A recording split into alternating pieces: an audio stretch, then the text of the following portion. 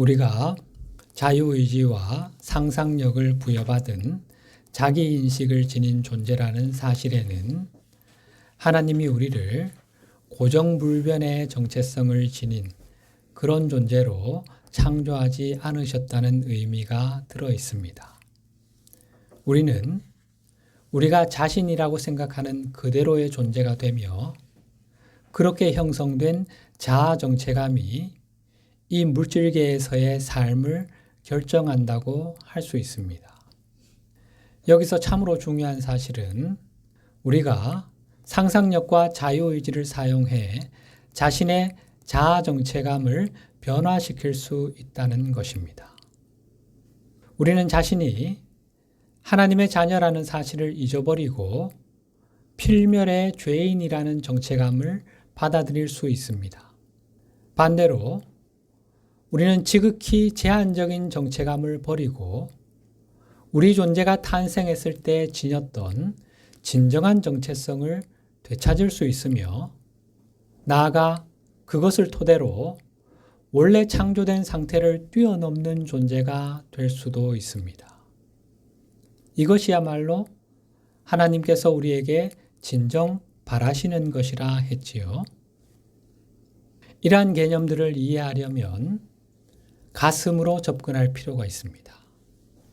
가슴의 직관적인 능력을 깨워야 한다는 말이지요.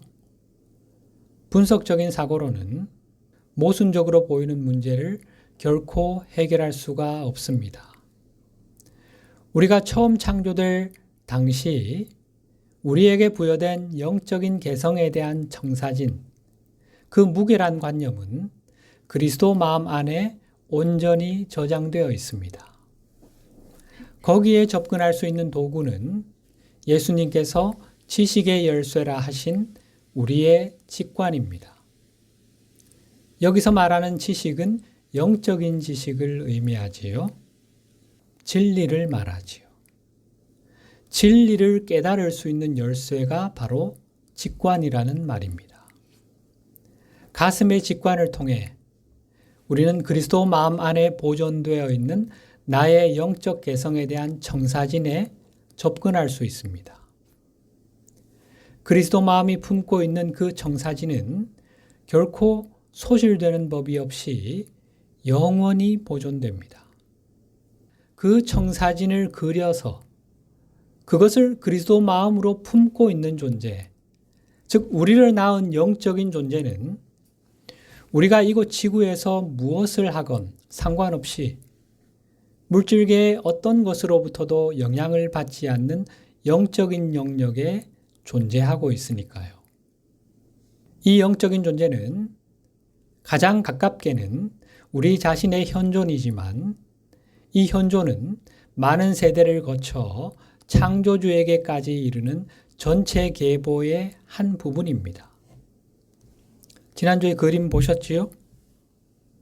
개별적인 존재로서의 우리는 자기 현존 이상의 존재이고 전체 계보 이상의 존재이며 나아가 창조주 이상의 존재입니다.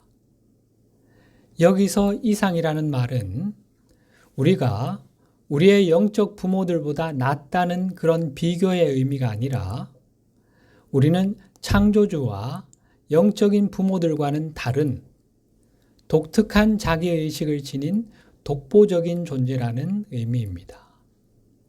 자신만의 빛깔을 지닌 비교 불가능한 유일무이한 존재라는 의미인 거지요. 하나님은 모든 생명 흐름 하나하나를 그런 존재로 창조하셨으니까요. 우리는 저마다 자신만의 독특한 자기의식의 감각을 지니고 있습니다. 자기의식, 한번 그림으로 보면서 자기의식이란 자기 자신을 인식할 수 있는 의식, 자신을 자각할 수 있는 의식을 말합니다. 자아의식이라고도 합니다. 이 자아의식에는 두 가지 측면이 있는데 그것은 의식과 자아입니다. awareness와 self. 우리는 자신이 존재하고 있고 살아있으며 생명을 지니고 있다는 사실을 인식하고 있지요. 인간만이 가지고 있는 특별한 능력입니다. 그 인식의 주체가 바로 의식입니다. 이 의식은 우리가 나라고 여기는 것, 즉 자아, 셀프라고 여기는 것에 초점을 맞추고 있습니다. 이 자아가 바로 자신의 자아 정체성입니다.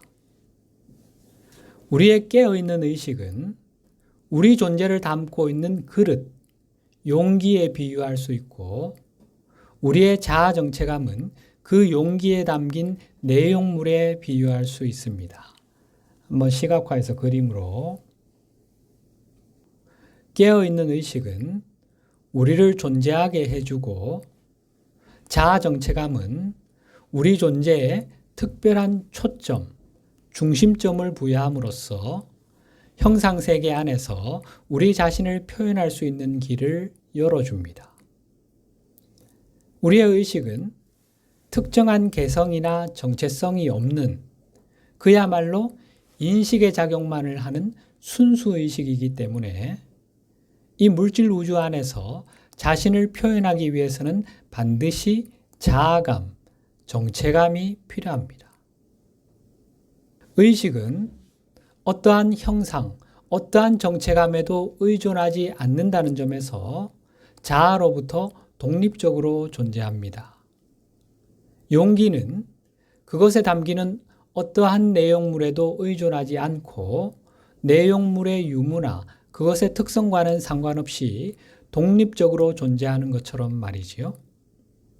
이것은 우리의 의식이 특정한 개성이나 정체성을 통하지 않고도 순수의식으로 존재할 수 있다는 의미입니다. 이 순수의식이 바로 신이라는 존재의 핵심입니다. 하나님의 핵심. 궁극적인 신은 순수의식의 상태이며 이 의식은 모든 형상을 초월해 있습니다. 어떠한 형상에도 매이거나 갇힐 수 없다는 의미입니다. 그런데 이 순수의식은 특정한 형상이나 정체감 또는 개별적인 자아를 통해 자신을 표현할 수 있습니다. 순수의식이 물질 우주에서 자신을 표현하기 위해서는 반드시 개성이나 자아감이 필요하다는 말입니다. 그릇이 거기에 담기는 음식을 통해 자신을 표현할 수 있는 것처럼 말이지요. 다만 순수의식이 담고 있는 내용물들, 즉 우리의 개성이나 자아감, 신념, 생각들은 순수의식을 일시적으로 가릴 수는 있지만 그럼에도 순수의식은 그것들과는 상관없이 그것들의 영향을 받지 않고 영원히 존재합니다. 그릇에 담기는 내용물이 일시적으로 그릇의 존재를 가릴 수는 있지만 그렇다고 그릇이 변하거나 없어지는 것은 아니지요. 그릇에 담기는 내용물은 언제든 바뀔 수 있지요. 우리의 개성이나 자아 정체감이 변할 수 있다는 말입니다. 즉 자신을 어떻게 바라보고 인식하는지, 앞으로 어떤 존재가 될 것이라고 상상하는지, 그리고 무엇이 실제이고 무엇이 자신의 일부라고 생각하는지에 따라서 자아감은 달라지게 됩니다. 예수님은 당신 자신을 하나님의 아들로 신으로 인식하셨습니다. 또 예수님의 시선은 모든 환영 너머, 마야의 베일 너머의 실제를 바라보고 계셨기에 존재하는 모든 것이 하나로 연결되어 있음을 정확히 아셨습니다. 만유가 하나님의 몸임을 아셨던 거지요. 그러나 우리는 우리 자신을 한갓 유약하고 보잘것없는 인간으로 여기지요. 시공의 제한에 갇혀있는 유한한 존재로 여깁니다. 우리는 이원성의 환영에 눈이 멀어 전체가 하나임을 인식하지 못하고 있습니다. 우리는 자신을 신과 분리되고 서로 분리된 개별적인 존재로 여깁니다. 바로 이것이 예수님과 우리의 차이를 만들어내는 것입니다. 자아감은 우리가 의식의 용기에 담는 내용물에 따라 달라지는데 우리의 자아감은 이 물질계에 존재하는 것들의 영향을 받을 수 있습니다. 따라서 하나님이 그리셨던 본래 청사진과는 거리가 먼 자아감이 생겨날 수도 있겠지요. 우리가 그런 자아감을 자신의 것으로 받아들이게 되면 자신을 잃을 수 있습니다. 자기 본래를 상실하게 되는 거죠. 자아감을 통해 자신을 표현하는 순수의식, 바로 의식하는 자아지요. 이렇게 되면 의식하는 자아는 자신이 누구인지, 어떤 존재인지, 어디서 왔는지, 여기에 존재하는 이유가 무엇인지를 전혀 알 수 없게 되겠지요. 그로 인해 의식하는 자아는 물질 우주 안에서 길을 잃을 수도 있고 자기 존재의 정수가 순수의식이라는 사실을 망각할 수도 있습니다. 바로 이것이 우리가 지난주에 제기했던 물음, 곧 신의 전체성에서 나온 신의 자녀인 우리가 어떻게 자신의 근원인 신에 대한 자각을 상실할 수 있었는가? 라는 물음에 대한 대답입니다. 우리는 삶의 여정에서 어느 순간 의식이라는 용기에 담겨 있는 원래 내용물, 그 완전 무결한 자아감을 치워버리고 거기에 왜곡되고 거짓된 자아감을 담아버린 것입니다. 그로 인해 본래 자신, 참 자아를 잃어버린 것입니다. 그러나 우리는 언제든 자신의 자아 정체감을 바꿀 수 있고 내 존재의 용기에 담긴 내용물을 다시 바꿈으로써 우리의 의식을 변화시킬 수 있습니다. 마음만 먹으면 언제든 내 존재의 근원으로 돌아갈 수 있는 것입니다. 자기인식 능력, 자유의지, 상상력을 사용해서 말이지요. 하나님이 당신의 자녀인 우리에게 부여하신 특별한 능력들이지요. 이 세 가지 능력이 우리의 운명을 좌우하는 얼마나 놀라운 능력인지를 한번 가만히 묵상해 보실 필요가 있습니다. 우리의 의식은 한 장의 백지와 같다고 할 수 있습니다. 창조주는 그 순백의 백지 위에 우리에 대한 신성한 청사진을 아름답게 그려 놓으셨습니다. 우리가 낮은 자아감을 받아들이기 시작하면 그 아름다운 청사진 위에다가 검은 매직으로 낙서를 하는 셈이 됩니다. 그러면 우리의 청사진이 잉크에 가려지겠지요? 계속 그렇게 한다면 우리의 신성한 청사진뿐 아니라 나머지 여백마저 결국 낙서로 가득 차는 상황에 이르게 되겠지요? 그러면 우리의 순수의식과 창조주가 그려놓으신 청사진, 영적인 매트릭스는 검은 선으로 뒤엉킨 실타래로 덮여버리겠지요? 다행히 그 검은 선들은 지워지지 않는 잉크로 그려진 것은 아닙니다. 사실 검은 선들은 투명한 플라스틱 판 위에 그려진 것입니다.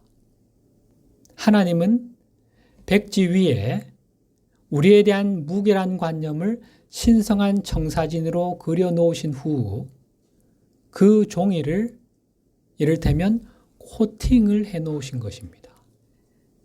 코팅판 위에 아무리 낙서를 해본들 슥 지우면 그만이지요.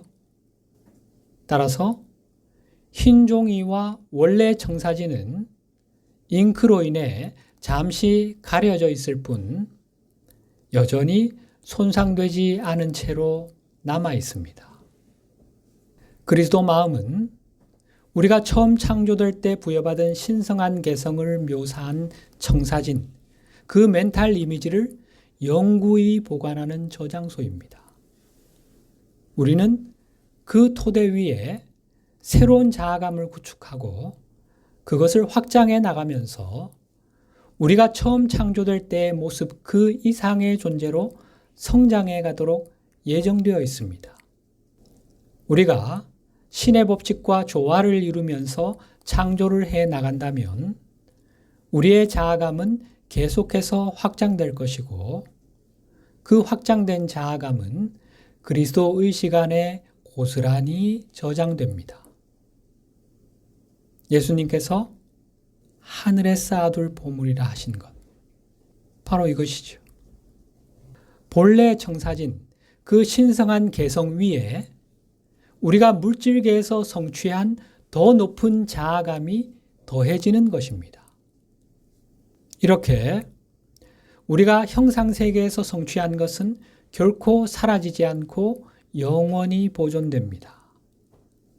이런 식으로 우리의 자아 정체감이 점점 확장되어 가면서 우리의 자기의식이 성장해 가는 것입니다. 물론 우리가 처음 창조되었을 때 지녔던 자아감은 우리의 신성한 청사진과 완벽하게 일치했습니다.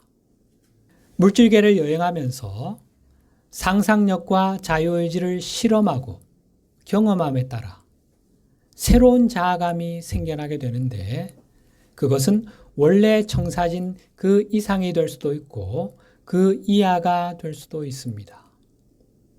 의식하는 자아는 언제든 자신이 생각하는 그대로의 존재가 된다고 했지요. 여기에는 우리가 의식을 변화시키면 이전의 나, 곧 옛 자아감을 죽게 할 수 있다는 의미가 들어 있습니다. 바울 사도의 이 말씀이 떠오르지요. 고린도전서 13장 31절, 형제들아 내가 그리스도 예수 우리 주 안에서 가진 바 너희에 대한 나의 자랑을 두고 단언하노니 나는 날마다 죽노라.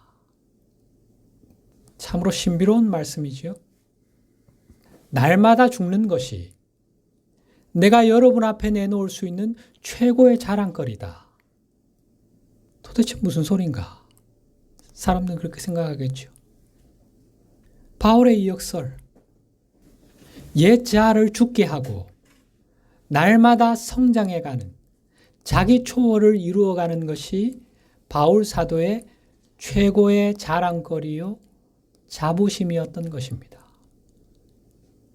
또 이런 말씀도 하셨지요. 고린도후서 5장 17절, 그런즉 누구든지 그리스도 안에 있으면 새로운 피조물이라. 이전 것은 지나갔으니 보라 새 것이 되었도다. 누구든지 그리스도 안에 있으면, 즉 그리스도 마음을 입으면 이전 것, 옛 자아감이 사라지고 새로운 자아감으로 다시 태어나게 된다. 라는 의미지요. 옛 자아감이 죽을수록 그리스도 마음 안에 영구히 보존되어 있는 내 본래 정체성에 대한 신성한 청사진이 조금씩 드러나게 됩니다. 옛 자아감이 죽을수록 당연히 우리의 의식은 그리스도 의식을 향해 한 걸음씩 다가가게 되지요. 그러면서 그 안에 보존되어 있는 내 본래 정체성에 대한 청사진이 드러나는 거지요. 땅 속에 묻힌 밀알이 싹을 틔우면 밀알은 더 이상 존재하지 않게 되지요. 그것은 새싹으로 변형되어 더 이상 밀알로 존재하지 않습니다. 새싹이 자라나 식물이 되면 더 이상 그 싹은 없습니다. 새싹은 이제 개념으로만 존재할 뿐 이미 성장한 푸른 잎의 식물로 바뀌었기 때문에 물질의 형태로는 더 이상 존재하지 않지요. 이번 생에서 우리가 걸어온 길, 성장의 여정을 한번 돌아보십시다. 우리가 5살 때는 지금과 같은 관점으로 자신과 세상을 바라보지 않았지요? 우리는 다른 관점을 가지고 있었고 그것은 더 제한적인 관점이었을 겁니다. 그 아이는 지금 어디에 있습니까? 더 이상 존재하지 않지요? 아이의 몸은 당시의 형태로는 더 이상 존재하지 않습니다. 그 몸이 현재의 몸으로 성장했다는 점에서 그 존재는 지속되어 왔다고 할 수 있지요. 그러나 5살의 자아감은 지금의 자아감으로 성장했기 때문에 같은 형태로는 존재하지 않습니다. 물론 이 비유에는 일정한 한계가 있습니다.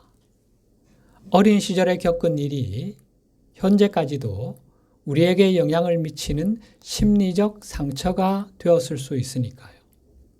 그로 인해 우리 안에는 그때 그곳에서 그 모습 그대로 자라지 못하고 있는 내면 아이가 있을 수 있지요.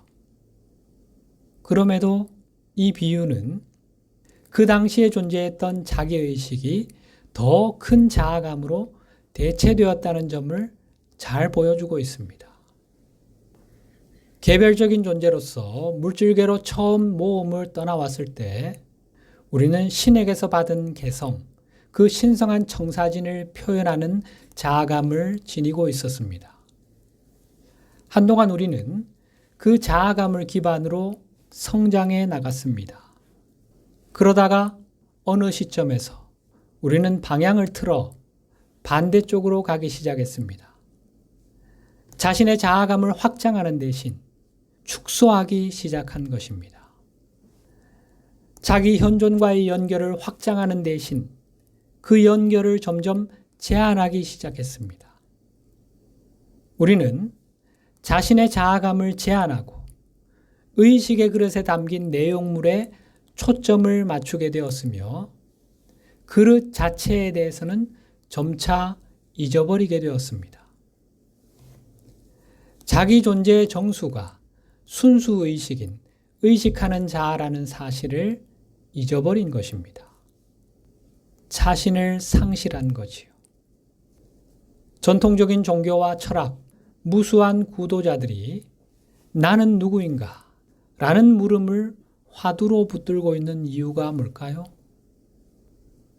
우리 인류가 자신을 잃어버린 겁니다. 그렇지 않다면 나는 누구인가라는 물음을 던질 이유가 없지 않습니까? 이렇게 자신을 잃어버린 우리는 그리스도 마음에 저장된 불멸의 자아감보다는 오히려 이 세계에서 경험한 것에 기반하여 창조된 제한적인 자아감에 더 초점을 맞추게 되었습니다. 처음에는 이것이 점진적인 과정이었지만 돌아올 수 없는 지점을 지나게 되는 결정적인 시기가 찾아왔습니다.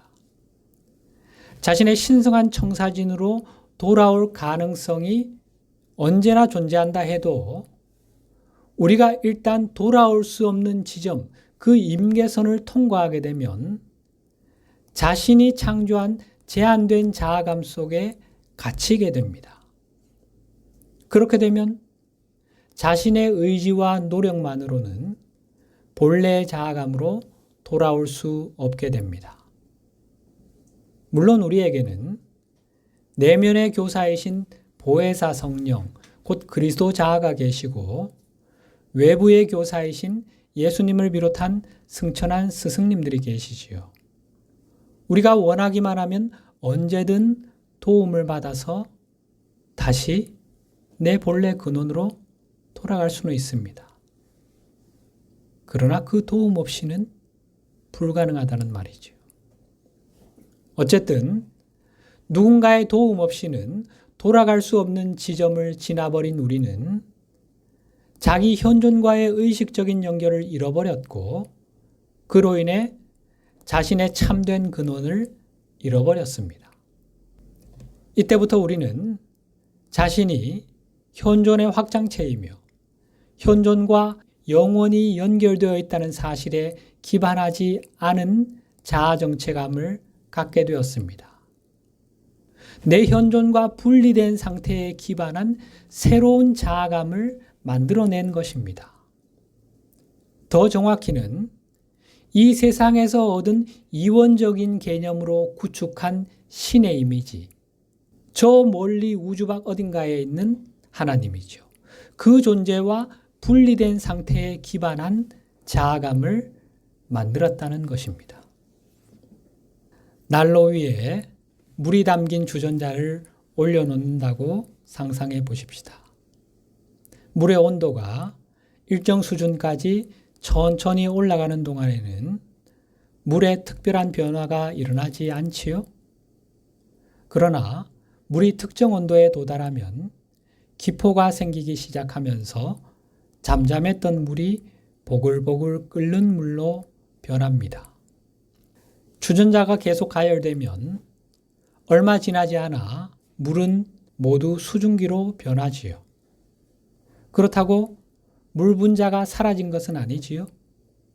여전히 존재하지만 현저히 다른 형태로 변화되어 더 이상 액체 상태의 물질로는 나타나지 않지요.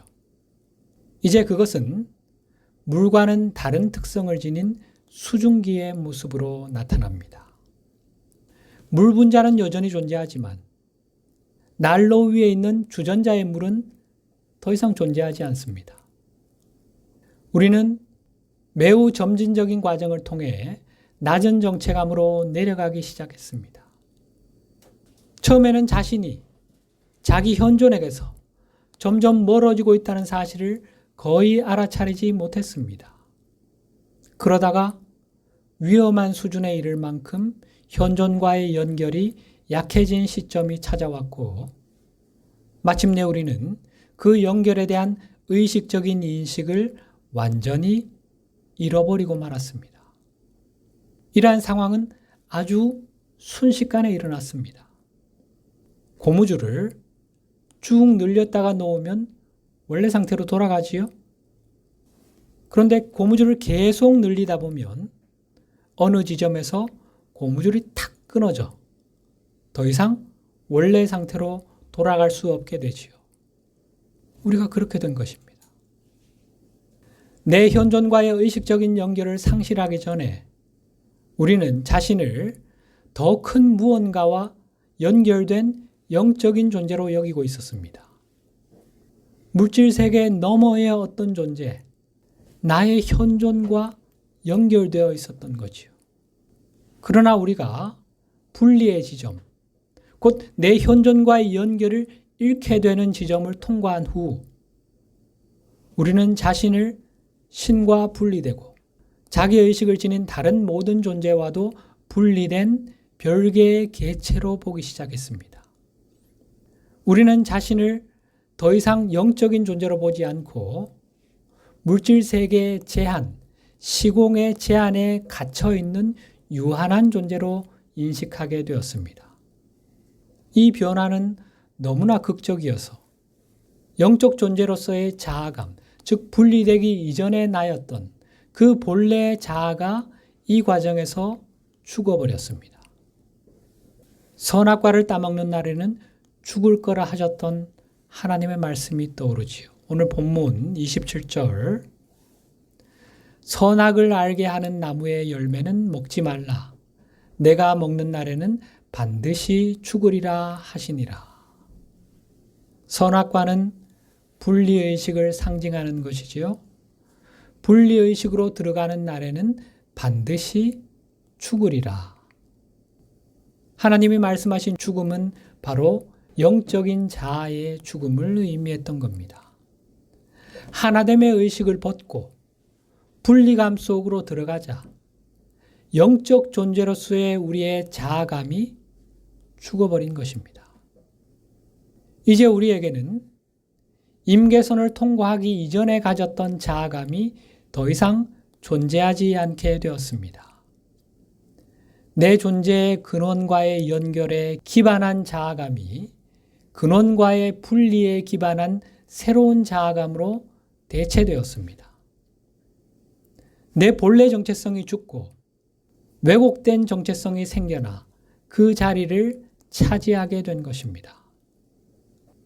의식하는 자아는 계속 존재하지만 그 자아의 용기에 담긴 내용물은 우리의 신성한 청사진과는 완전히 다르거나 상반되는 것이었습니다.